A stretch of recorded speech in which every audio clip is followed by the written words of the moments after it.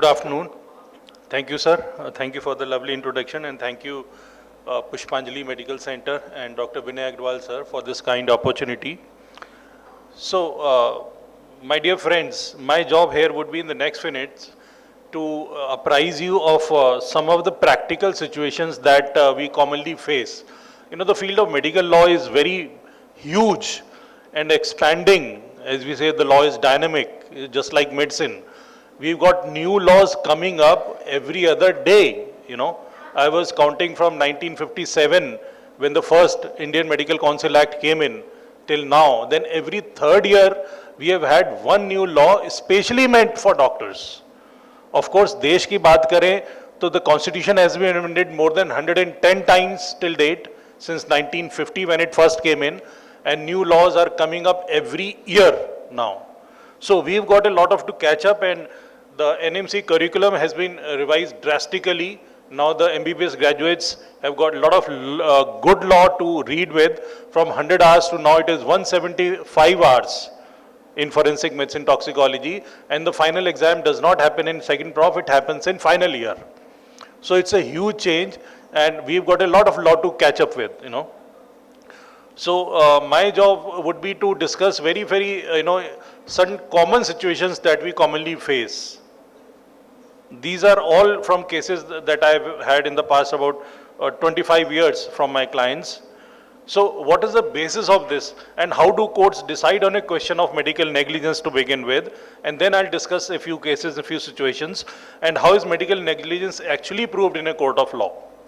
So my dear friends, the law is very well settled now. It is not abstract, it is not gray. Most of the law is black and white. And it has been described under a catena of judgments of various courts. Whatever the Supreme Court National Commission says, we've got to follow it. It is the law of the land under 141 article of the Constitution. So it says that there are three primary elements: duty, dereliction, or breach and damage, which is decided not only in Jacob Matthews case, but a lot of other cases before this and after this as well. How do we quantify what is duty, what is dereliction or breach, and what is damage? So as far as law is concerned, it is very much in black and white. And if we were to translate it into purely legal terms, then it means dereliction of duty. And what is that duty and what is dereliction? It is defined under Consumer Protection Act, which says that any deficiency in service is dereliction of duty which was owed by the doctor towards the patient. And it is also, it also means something called as tort, which means a civil injury. Now what does it mean? For example, any act of medical negligence that a doctor is involved in, doctor is liable for three things. One is civil injury, which is called as tort, that is for compensation. Second is criminal, which is for punishment in a jail, by a jail term. And third is ethical punishment by the relevant state medical council or the National Medical Council now. So these are the three punishments that a doctor is liable to every act that he performs while performing his duty towards the patient. But that does not mean that any Tom, Dick and Harry can file a complaint against a doctor. There is provision in the law to punish the complainant or the patient for frivolous complaint or for vague complaints.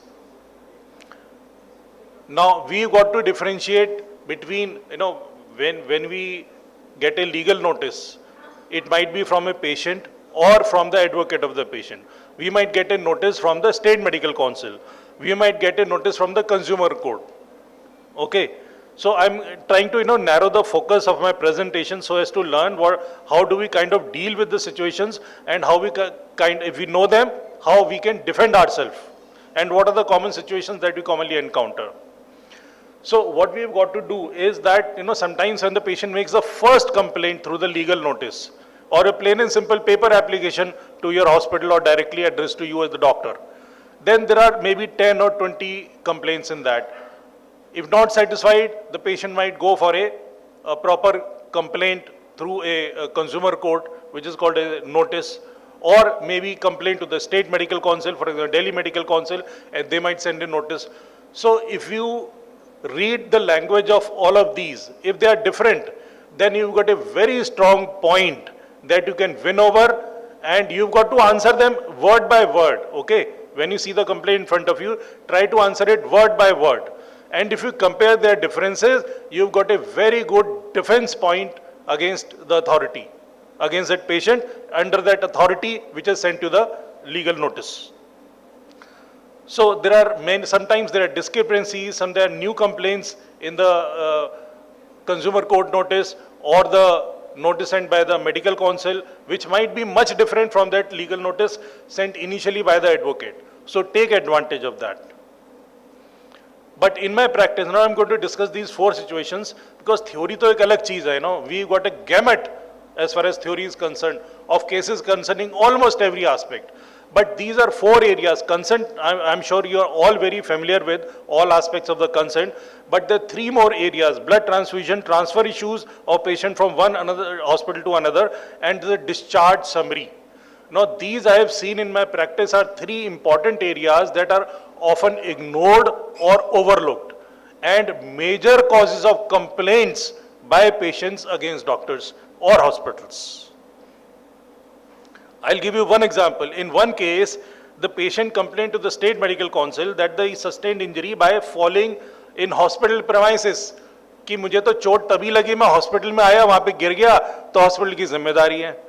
But on careful reading of the case sheet, on one particular point in the corner, there was a scribbling by the resident that the patient presented with history while fall at the home. So if you are not careful, in your records or in your history keeping or history taking by the residents, then had somebody not written this small note that how the patient sustained the fall, it was incidentally not written in the emergency department when the patient first presented, mind you.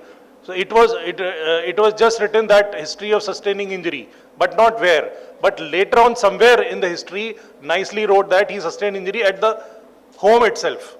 So the hospital was absolved of the responsibility. This was one situation. I'm telling you those single statements or single observations that can save your life. In another case, the patient complained that doctor prescribed castor oil for induction of labor and made a complaint against the doctor. So we are, see how many, I don't know, gynecologists are here, how many textbooks in gynecology recommend castor oil for induction of labor? Okay. So if you are writing this, I'm not saying don't write this. My point is, whatever you write should be backed up by authentic literature, textbooks at least. Okay. Let Ayurveda, I'm not talking about Ayurveda, homeopathy, if we write, but then maybe if you write, maybe don't write it on the main prescription paper or the case sheet. It's not that, it might be something very insignificant, but the court does not know. See, courts may, how we explain our point matters a lot. The advocate represents the doctor, they don't know, I'm sorry, they don't know shit about medical science. Okay, and you are too scared to represent yourself, you don't know when to talk. Most of the times, doctors do not appear in the courts. So who is going to defend yourself? You have to prepare yourself or take help of a medico-legal person. Sometimes even explaining the difference between acute and chronic won the case for us. Because court को कुछ भी नहीं पता ना कि acute है, patient कह रहा था कि acute problem थी, doctor ने definition बता दी दोनों की कि chronic problem थी, acute problem नहीं थी, तो पहले से suffer कर रहा था. Court was satisfied, doctor was exonerated. Simple things such as that. Delay in reporting to a doctor. In particular case, the patient consciously, you have got to consciously look for any delay by the patient in reporting the doctor. You always write follow up after 5 days, follow up after 10 days. Although this might have less legal value, but nevertheless it has got significant legal value in a court of law. Write everything negative that you see in the case papers. If he is not following up your advice, he is not compliant with your instructions, make a bold note of this in your case papers. It is going to be of significant value. How many of us, how many patients are, you ask yourself, not compliant to follow-up advice? Any random hands? How many of our patients are not compliant to our instructions? Randomly. I would say more than majority, right? Hardly there is any patient who is, strictly following all the advice. So all of us have this mandate to write this in our case paper so that we have a point to prove कि वो instructions ही follow नहीं कर रहा था, उसको damage हुई, तो इसमें मेरी क्या गलती है? That is, we are talking about contributory negligence on the part of the patient. What happens is the law does not say कि contributory negligence है. Law कहती है patient की गलती है तो कोई बात नहीं. डॉक्टर साहब आपकी क्या गलती है? ठीक है, हमें अपनी गलती डिफेंड करनी है. But then we are also putting up a point in front of the court that it is because of the patient's contributory negligence that the patient suffered damage, not exclusively because of my deficiency in service in providing treatment to the patient. Similarly, any evidence of not adhering to instructions by the patient is not medical negligence. It has been adjudged by the State Consumer Commission of Delhi in the case of Mandeep Singh versus Mata Chanan Devi Hospital. We can always quote this, you know. But in majority of cases, I would say कि contributory negligence के अलावा the courts are looking for, भले ही उनकी contributory negligence हो, the courts are looking कि doctor की कितनी negligence है. That is a pointer. Blame for delay in surgery. Delay by patient of more than 3 hours in buying surgical material. Patient बोला कि मैं तो आपके hospital से नहीं खरीदूंगा, मैं तो अपने chemist से लेकर आऊंगा. And I might save thousands of rupees on that. But then patient came in after, the relatives came in after 3 hours of buying, and that too they said that they could not get enough surgical material that was required for the surgery. So what is my duty as a doctor, surgeon? I have got to note down everything that patient does not want to buy from here. He wants to buy from pharmacy of fair choice, for which he's got a right. But then my duty is to note down everything. The fault was that doctor did not note down in enough terms that the patient arrived after 3 hours. And till that time the patient's condition deteriorated. How do you explain that? See, saving of life, even if any material is not available, it is supposed to be available in my premises. As a doctor, I am supposed to go ahead with the surgery and not wait for it. पैसे का हिसाब किताब सामान का बाद में हो जाएगा. Primary duty is to save the life. How does the doctor explain that I waited for 3 hours for him to come with the surgical material and I did not take care enough to manage the patient dutifully? So even if there is some delay on the part of patient's relatives, just make sure that your notes are proper, maybe every 20 minutes or 30 minutes, to prove that there was no deficiency in service from your end. Sometimes patient's relatives or patient की consent sign करना है, वो आके वो बताएंगे और वो गायब हो जाते हैं. Very common situation. So make a note of it and get it countersigned by 2 other doctors, including the medical superintendent if available, and go ahead with the life-saving procedure. Delay in blood transfusion, another graveyard area that I've seen in very, very commonly, especially with gynecologists, not so much common with general surgeons. So just make sure that you will be less liable if you are taking informed consent and relatives. You have informed the patient and relatives in advance about the requirement of a blood transfusion, that you have obtained blood for blood grouping and cross-matching in time. You have inquired about availability of the same blood group from the blood bank that you asked blood from, and you requisition blood in time and use plasma expanders, etc. to buy time for the patient. Just make sure that you've done this, or note keeping and everything is there properly. Delay in providing documents, you would say कि patient की management तो ठीक करी है, अब कागजों में कोई कमी रहेगी तो अब उस clerical चीज के लिए मैं क्यों जिम्मेदार रहूं? Law is very clear in this. You do not provide documents, you provide documents, you delay it, that means you've got something to hide. This is how the law thinks. आपके पास, you are not transparent enough. Your papers are, you've done something that you do not want the law to be revealed. That is why you are not supplying papers. So सब कुछ perfect है, but documents में कहीं कमी है. ये documents भी let's say perfect है, but on the fear कि अगर documents दे देंगे वो litigation करेगा, but वो तो litigation तब भी करेगा अगर documents नहीं देंगे आप. It is clear-cut deficiency in service, and doctors are liable for lakhs and crores of rupees just for not providing documents. Claiming that you do not remember anything about the case. वकील साहब थे बहुत senior, Supreme Court के, उनकी daughter doctor थी, उन्होंने बोला कि तुम बोल दो कि तुम्हें कुछ याद ही नहीं केस के बारे में. ठीक है, उन्होंने बोल दिया. अब पेपर्स में तो उसका नाम लिखा है, उसके साइन नहीं थे, उनकी हैंडराइटिंग नहीं थी, ऑल राइट. बट बाकी जो 2 डॉक्टर्स थे उन्होंने तो बोल दिया ना कि वो प्रेजेंट थी.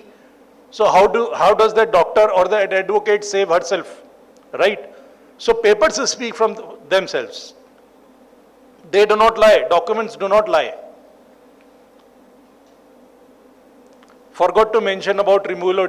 The doctor wrote that follow up after 10 days, but specifically forgot to write about removal of DJ stent after 2 weeks or 3 weeks or whatever. Deficiency in service. अब आप बोल सकते हैं कि 10 दिन में आते थे तब बताता, वो 10 दिन के बाद आया ही नहीं पेशेंट. तो how do you defend yourself for not writing to come for DJ removal after whatever time, you know? So you've got to write every instruction very carefully. Similarly, you write in the discharge summary. See how discharge summary can be liable for crores of rupees. Warning signs explained. What are the warning signs? The patient does not know. So you've got to write down 4 or 5 things, 4 or 5 words that could have saved you 1.3 crore rupees in that particular case, which are awarded to the patient. That is the point I'm saying. Delay in providing treatment due to COVID-19 restrictions. Now, सरकार ने तो कानून निकाल दिए कि ठीक है distance बनाओ, मास्क लगाओ, ये restrictions करो वगैरह वगैरह. When the case goes to court for putting up restrictions in the hospital during management of the case, you know, आपने patients कम देखना शुरू कर दिया, आपने उनको मैनेजमेंट कम करना शुरू कर दिया, बट पेशेंट को डैमेज हो गई और वो ठीक से रिकवर नहीं कर पाया. कोर्ट्स का क्या कहना है? हमने कभी कानून ने ये नहीं कहा कि आपको मैनेजमेंट कम करनी है. You are getting my point. कोई इम्यूनिटी नहीं है डॉक्टर्स को. अगर सरकार नया कानून ले आई एपिडेमिक प्रिवेंशन एक्ट के तहत, या इवन एनएमसी में भी टेली कंसल्टेशन गाइडलाइंस निकाल दी 2-2 बारी एक साल 6 महीने के अंदर, it does not make us immune against our duties as a doctor. So pandemic can happen even in future. The idea is, despite whatever restrictions, even war bhi ho jaye, let us say, even then you have to manage the patient according to textbook standards. You have to do everything that is required to save the life of the patients. Documentation पूरी होनी चाहिए. You might say कि सरकार ने हमारा फायदा उठाया, government ने हमको यूज किया, उसके बाद ऐसे कर रहे. Law does not say that, you know. Law expects standard of treatment that has to be maintained by everybody. Transfer summary, another very big gray area. You know, ambulance के लिए फोन किया, patient को बाहर wheel out कर दिया, ramp पर है patient, 3 घंटे लगे एम्बुलेंस को आने में, तब तक पेशेंट डिटरेट हो गया, उसको सीपीआर करना शुरू करा. गलती किसकी है? आप बोलोगे एम्बुलेंस वाला लेट आया. डॉक्टर ने क्या किया? उसको व्हील आउट ही नहीं करना चाहिए था. जब एम्बुलेंस बाहर आ जाएगी तब उसको व्हील आउट करना है. Till that time, last moment, till the patient is at a doorstep, you have to give adequate medical and surgical support to the patient to save that life. So signature of relatives, sometimes relatives, हम तो अपनी ambulance लाएंगे, अपनी गाड़ी लाएंगे. So you note it down, what is saving you? All these things are not saving you. Patient ने गलती करी, ambulance वाले ने. What is saving you is your note keeping. कि what was the delay at what level and what was your responsibility. आपकी ambulance खड़ी हुई, आप खड़ी कर दो, भले ही वो उसको नहीं लेके जाएगा, आपके हो सकता है 400-500 रुपए एक्स्ट्रा चले जाए जो उसको देने पड़े. But if your notes are perfect, that you did everything in time to save the life and to transfer the patient, you are safe. Now we do not use the term paramedical, we use allied healthcare staff after the yesterday's order that we've seen in social media. Patient brought from another hospital in poor medical condition, again a good robust किस situation में आया, papers थे कि नहीं थे, ठीक है. और we forget to write important positive things about the patient. We are always sad about patient losing life in our hospital, but there are so many positive things that the law does not know. We have to bring it out in front of the court. Whatever we did to improve the life of the patient in whatever time we had, maybe half an hour, 1 hour, couple of hours. Bleeder in surgery led to that. Very common, postmortem examination में आता है कोई bleeder milli, but then there is this very rare judgment, Rajia Begum wali, which can save your life. That even if there is a bleeder, then it does not amount to medical negligence. So there are several complaints of mismanagement. Usually whenever there are patient, कई बार कहते हैं ना global complaints कर देता है, left right 10, 20, 30, 40 complaint कर दी उसने. Such cases are very easy to defend, my dear friends, because the law says that these are vague complaints, and when a patient makes 20, 30, 40 statements of complaints, he has to supply equal number of statements or documents supporting the statements.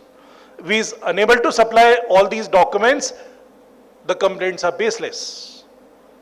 Similarly, if he is not able to, the onus of defending them comes upon us. If we are able to reply to them word by word through documentation, then we win the case. That is the point. So every reply that we make for the patient's complaints, it has to come automatically from our documents. And that is why the relevance of robust documentation. So I'll come to a couple of, given the time at hand, some important questions. When is a presence as a defendant or doctor required in a consumer court? You are not required to appear at all the dates. But at the first hearing or admission of the case, because not all cases are admitted in court. Sometimes consumer courts reject the patient's complaints right away. बहुत ज़्यादा वेग complaints होगी, unsubstantiated होंगी और बहुत clear language नहीं होगी. सो ऐसा नहीं है कि सारे के सारे जो केसेस आए they will be tried in the consumer court. The court can throw them away right away. Then you are required at the stage of arguments. You must always present yourself whenever the situation is there. And at the stage of final argument, it is mandatory by law to appear in front of the court. Because then you can give your side of the story nicely. What can you do if the complainant or patient files a case against you in a faraway consumer court? You can appear through VC or virtual conferencing. It is now available in almost all cases, all courts in the country. तो पहले था ना कि वो अपने घर पे असम से पेशेंट आया, अब हमको थोड़ा ना बार बार असम जाएंगे उसको डिफेंड करने के लिए. तो वर्चुअल कॉन्फ्रेंसिंग से सारा काम हो जाता है आजकल. How do you know that the status of the consumer case? You can simply go to the site eJagriti, earlier called Canfonet, and you can have the status of any consumer or criminal court in the country, of any court of India state-wise. It is very easy. You don't have to rely on your advocate. When and how is evidence filed in a consumer court? There are usually 3 stages. But consumer courts में कोई stage नहीं होती. It is summary trial. आपको जो भी करना है आप एक बार में सब कुछ एविडेंस दे दीजिए. बाद में अगर देंगे, हमने एक मेडिकल बोर्ड नहीं बिठाया, स्टेट मेडिकल काउंसिल की इंक्वायरी की रिपोर्ट नहीं आई, अगर आप बाद में देते आर्गुमेंट स्टेज पे, कोर्ट उसको रिजेक्ट कर देता है even if the evidence is in our favour. Law is like that. So whatever you do, put your best effort forward.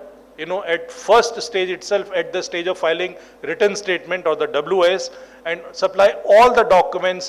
Try to have a panel board. अगर state medical council का नहीं बनता है, आप IMA को request कीजिए, आप अपनी गायनी एसोसिएशन को, सर्जिकल एसोसिएशन को, ऑर्थो एसोसिएशन बोलो, एक पैनल बना के and give out the report, because I have received this complaint against him. Mind you, it carries lot of weight in a court of law. I don't know if I have time. Okay. So I'll end it at this stage, and my take home would be that